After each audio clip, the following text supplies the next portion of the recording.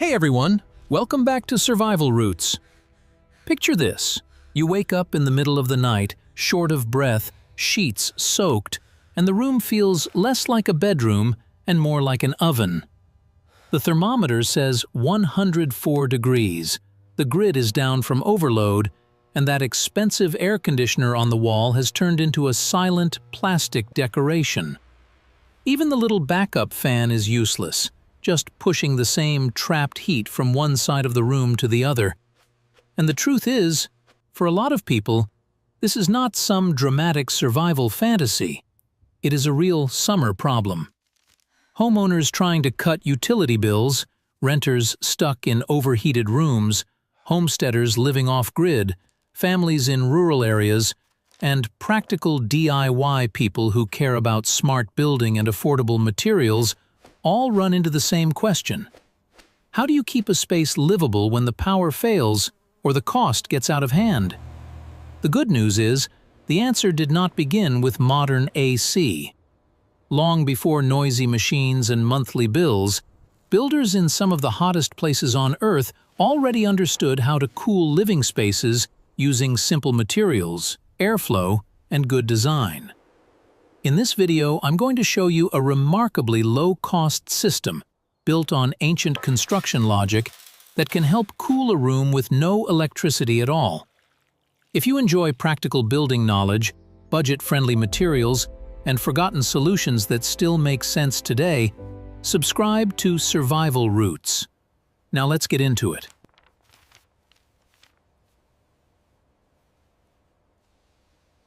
Part 1. The Modern Cooling Trap. Before we build the $5 system, we need to understand the bigger mistake that made it necessary in the first place.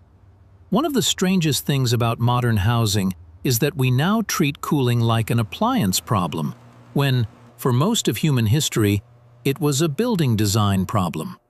Good builders once knew that if a climate runs hot, the house itself has to help you survive it. Thick walls, shaded porches, high ceilings, cross-ventilation, transom windows, deep roof overhangs. These were not decorative touches. They were practical tools. Then, the thinking changed. Let me take you back to July 17, 1902, when a young engineer named Willis Carrier installed what is considered the first modern air conditioning system in a printing plant in Brooklyn, New York. And this is the part most people never hear. He was not trying to make life more comfortable for families sweating through summer nights. He was trying to solve a production issue. Humidity was distorting paper and ruining color registration in the printing process. It began as an industrial fix for materials, not a comfort solution for homes. But once the link between humidity control and temperature control became obvious, a new market was born. And over time, that market reshaped the way buildings were designed. As suburban development accelerated in the 1950s, speed and low construction cost became the priority. Many builders stopped leaning on passive cooling principles and started relying on machines instead. Homes went up faster, but they also became more dependent. Natural ventilation was reduced. Shading strategies were simplified or removed. In many cases, practical climate-responsive design was replaced by sealed spaces that could only stay comfortable if the equipment kept running. That shift changed everything. Instead of building houses that resisted heat by design, we normalized houses that collect heat and then sell the owner an expensive mechanical way to fight it. And today, that trade-off shows up every month on the utility bill. Residential air conditioning now consumes a major share of household electricity around the world. So the real question is not whether AC works. Of course it works. The real question is why we accepted a model where the structure traps the heat and then the system charges us to remove it. And once you start looking at it that way, the next part of this story becomes even more fascinating. Because the real solution was never completely lost. It was simply buried under convenience. Part 2. The 3,000-year-old Persian secret. To find that solution, we have to go backward, not forward. We need to look at how people built in places where heat was not an occasional inconvenience, but a constant threat to survival. One of the best examples is Yazd, in Iran, an ancient desert city set in one of the harshest hot climates on Earth. Summer temperatures there regularly climb past 104 degrees Fahrenheit. This is the kind of heat that strains modern systems, overloads power grids, and turns poorly designed buildings into ovens. And yet, Yazd has remained inhabited for thousands of years. How? Through design. The people there built remarkable structures known as badgirs, or wind catchers, directly into their homes and public buildings. These tall towers were carefully positioned to capture prevailing winds high above the ground and guide that moving air down into the interior spaces below. Some rose well over 100 feet, and even today, hundreds of these structures still survive, standing as proof that serious climate control existed long before electric compressors and sealed ductwork. But the tower itself was only part of the strategy. What made the system truly effective was what happened once the air came down. Persian builders paired airflow with moisture and porous materials. At the base of the shaft, they used wet charcoal and water-filled clay vessels to cool the incoming air before it reached the occupied rooms. As the hot desert wind passed across those damp surfaces, heat was pulled out through evaporation, and the air entering the living space became dramatically cooler than the air outside. This was not a gimmick. It was a complete passive cooling system integrated into the architecture. The same principles were even used in underground storage structures known as ab-anbars, where water could be kept astonishingly cool in extreme summer conditions, and food preservation became possible in a brutal desert climate. When outside observers finally encountered systems like these, they were stunned. Engineers traveling with Napoleon's forces at the end of the 18th century documented similar methods and recognized them as extraordinary achievements in practical design. And honestly, they were right to be impressed. These builders had already solved a problem that we still struggle with today: how to create comfort in severe heat without total dependence on fuel, machinery, and a fragile grid. That is the forgotten knowledge we are about to bring back, because once you understand what those old builders were doing, the $5 system starts to make perfect sense.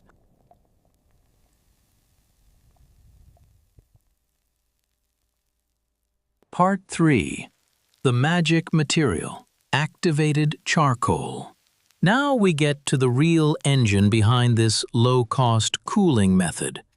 And from a materials point of view, this is where the whole system becomes so impressive. The heart of it is activated charcoal. And let me be very clear, because this matters. I am not talking about the charcoal briquettes people dump into a backyard grill. Those are dense, low-performance fuel blocks. For cooling, they are practically useless. Activated charcoal is completely different. It is carbon that has been processed at very high temperatures, so its internal structure opens up into millions of microscopic pores. That is what makes it so valuable. On the outside, it may look like nothing special, just black granules in a bag. But inside, it has an enormous amount of surface area packed into a very small volume. In simple terms, a tiny amount of activated charcoal exposes far more area to air and moisture than most people would ever imagine.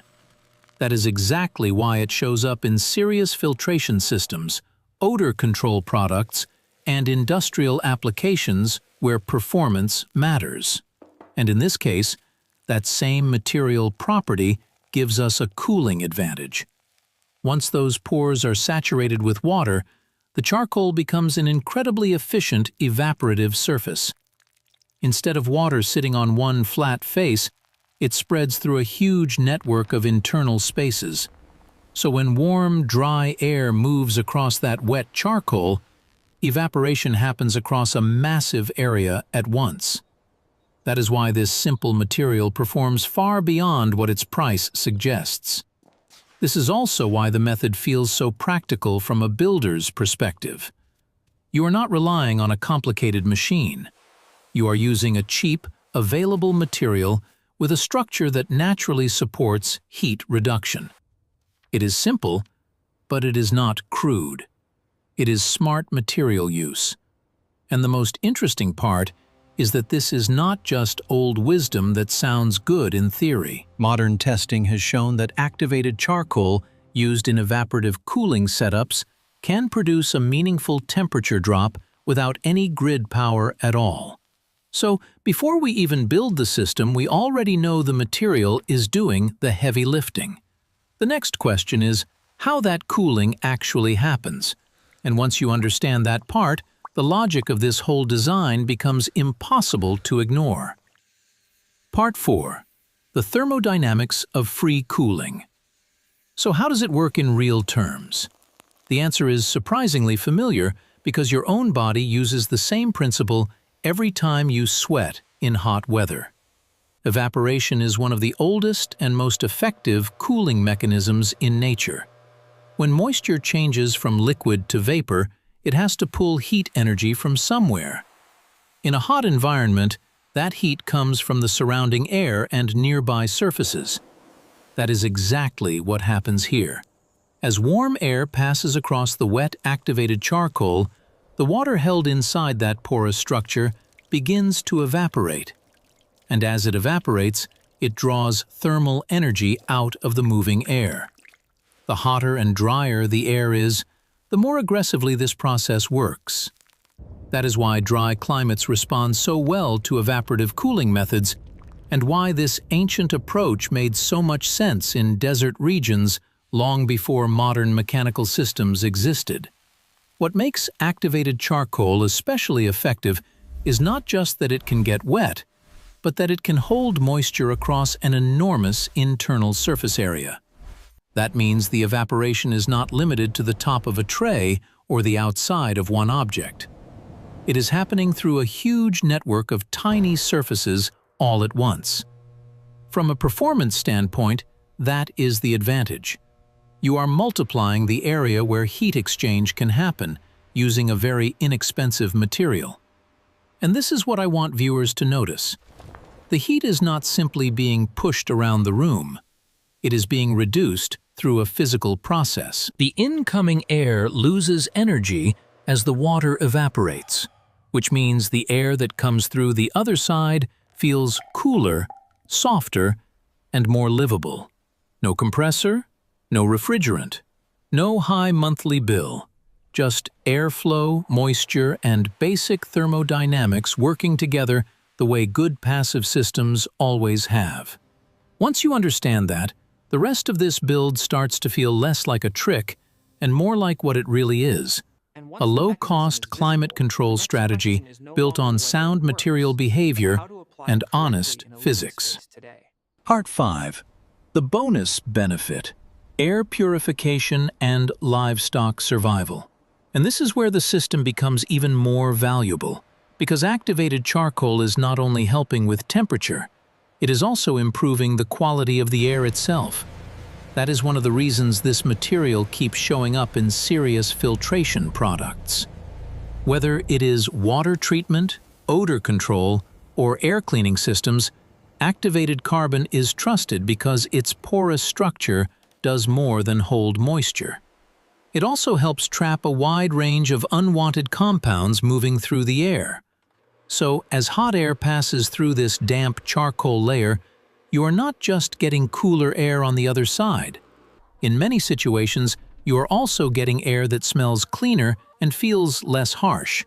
That matters inside small rooms, sheds, workshops, campers, and especially in enclosed animal spaces where heat tends to magnify every odor and every air quality problem. If you live off-grid, manage a homestead, or keep animals through the summer, this second benefit can be just as important as the cooling effect. Chicken coops, rabbit hutches, dog kennels, and similar spaces can become extremely unpleasant in hot weather. As temperatures rise, ammonia and other foul compounds build up faster, and the air becomes harder on both animals and people.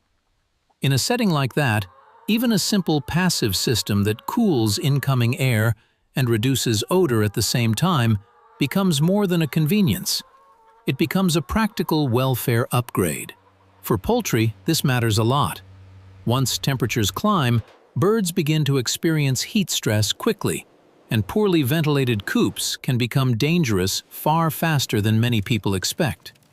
A low-cost charcoal setup placed where fresh air enters the enclosure can help take the edge off the heat while also improving the air moving through the space.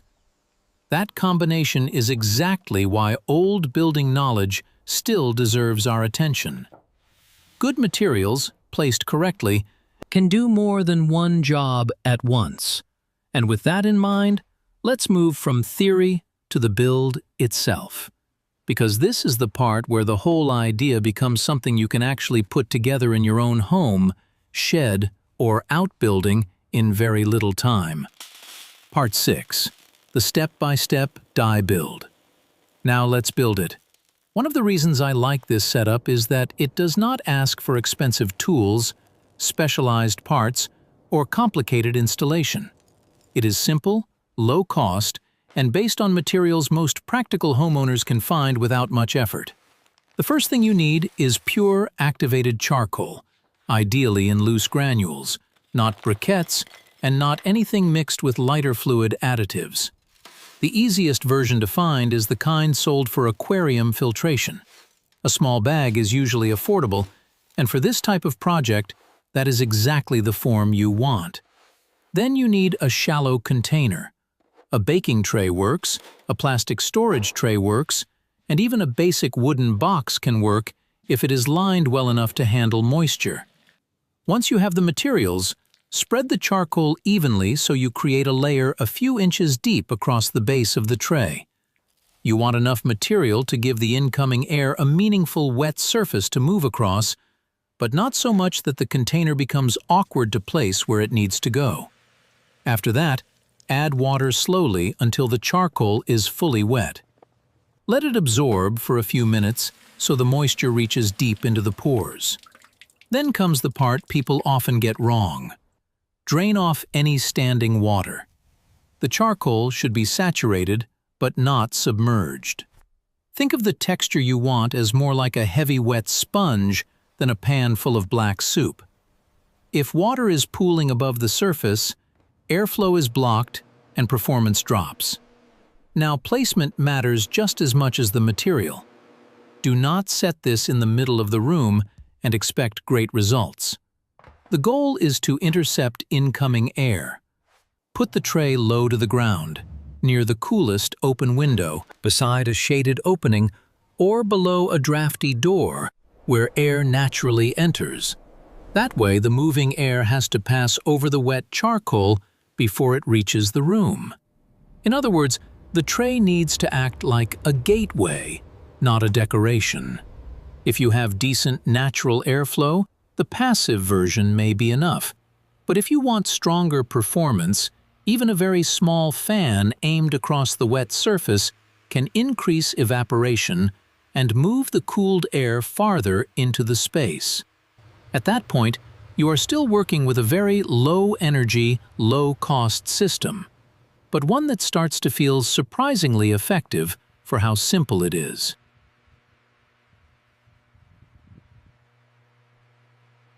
Part 7. The Terracotta Hack for Amplified Cooling. Now here is the extra detail that makes this simple build even smarter. When you study older cooling methods closely, one pattern shows up again and again. The best traditional systems did not rely on one material alone. They combined materials that handled moisture differently, so the cooling effect became stronger and more stable over time. And that brings us to terracotta. Unglazed terracotta is naturally porous, which is exactly why it works so well in hot climates. When you fill a terracotta pot with water, a small amount of that moisture slowly migrates through the clay wall and evaporates on the outside surface. As that evaporation happens, the pot cools down. The water inside cools down with it, and the air immediately around it becomes cooler as well.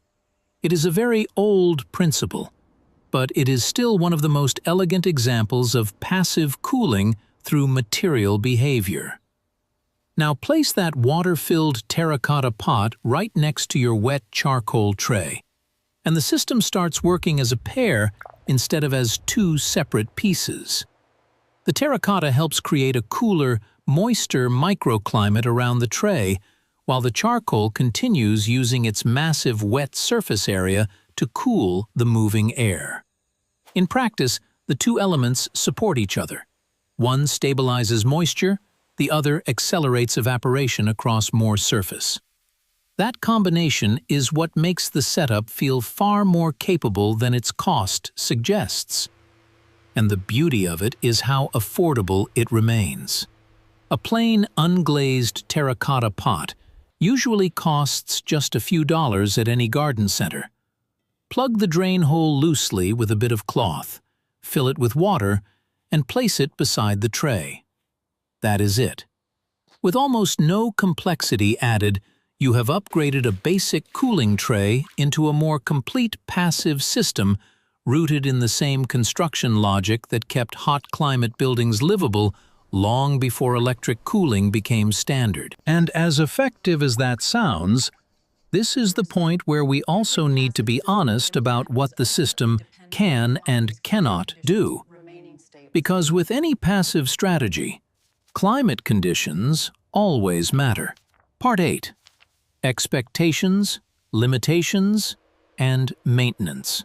As always on Survival Roots, I would rather give you a useful truth than an exaggerated promise. This system works on real physical principles, but one factor controls how strong the result will be, and that factor is humidity. Evaporative cooling performs best when the air is hot and dry, because dry air can absorb more moisture. That means the evaporation happens faster, and the temperature drop becomes more noticeable. So if you live in a dry climate, this setup can feel surprisingly effective for something so simple. In places with desert air, high plains air, or generally low humidity, the cooling effect can be strong enough to make a room, shed, or sleeping area feel significantly more livable. That is why these methods developed so successfully in hot, arid regions in the first place. The climate supports the physics. But in humid regions, the performance changes. When the air already holds a lot of moisture, evaporation slows down. The system can still help, but the drop will be smaller. Instead of a dramatic shift, you may get a more modest improvement. And to be clear, modest does not mean useless. Even a few degrees of relief in a hot bedroom, coop, or workshop can make the difference between constant discomfort and something you can actually tolerate. On top of that, the odor control and air freshening benefits of the charcoal still add real value, even when the cooling effect is reduced. Maintenance is about as simple as it gets. By the next day, much of the moisture will be gone, especially in a dry climate. So all you need to do is add more water and let the charcoal recharge. It takes almost no time, and that is part of what makes this system so practical. There are no motors to fail, no filters to replace every week, and no complicated parts to troubleshoot. Over time, though, the charcoal does lose efficiency as its pores become loaded with what it has absorbed. When that happens, you can dry it out thoroughly and refresh it under strong heat and sun before putting it back into use. Even with occasional replacement, the operating cost stays extremely low. For the price of one small bag of material and a few minutes of upkeep, you have a passive cooling aid that keeps working quietly in the background all summer long. And when you step back and compare that to the normal cost of staying cool, the bigger lesson becomes hard to ignore. Conclusion: reclaiming our independence. So let's look at the trade-off clearly. Modern cooling equipment can absolutely make a home comfortable, but it comes with installation cost, repair cost, energy cost, and total dependence on a working grid. Over the years, that adds up fast. What starts as convenience often becomes a long-term bill attached to a house that was never designed to handle heat well on its own. What we built here is the opposite approach. It is quiet, inexpensive, simple to maintain, and based on materials that do not ask much from you. A tray of activated charcoal, a little water, moving air, and maybe a basic terracotta pot beside it. That is enough to create a small but meaningful cooling system you can use in a bedroom, a shed, a greenhouse, an animal enclosure, or an off-grid shelter without relying on a compressor or a large monthly payment. And that, to me, is the real value of forgotten building knowledge. Ancient builders were not primitive. They were observant. They understood airflow, shade, moisture, thermal mass, and material performance in ways that modern construction often ignores. We did not leave these ideas behind because they stopped working. In many cases, we left them behind because machinery was easier to sell than good design. But the good news is that the knowledge is still here, and now it is back in your hands. So test it. Build the cooler, put it near the window, add the terracotta pot, then measure the result in your own space. Tell me where you live, what the humidity is like, and how much of a temperature change you noticed. Real-world feedback from real homes is how we separate hype from what actually works. If this gave you a practical edge heading into hot weather, share this video with someone who could use a smarter, cheaper option this summer. Subscribe to Survival Roots and turn on notifications, because we are going to keep digging up useful, durable ideas like this. Methods that make you less dependent, more capable, and better prepared. Stay cool, stay resourceful, and I'll see you in the next one.